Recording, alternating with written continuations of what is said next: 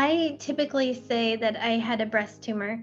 The word cancer, and maybe not for me so much personally, but for people that I have encountered, that word terrifies people. And also, there's such a negative, like almost like a death sentence with associated with that word.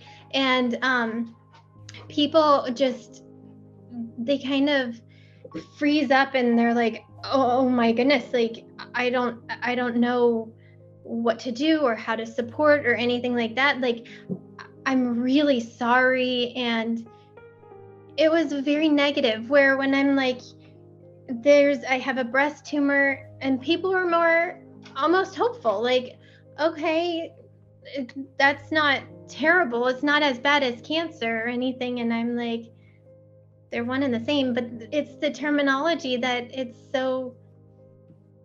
such a huge difference. And I didn't want that negativity around me, because I had enough going on that I wanted to separate from that negative, like any negative feelings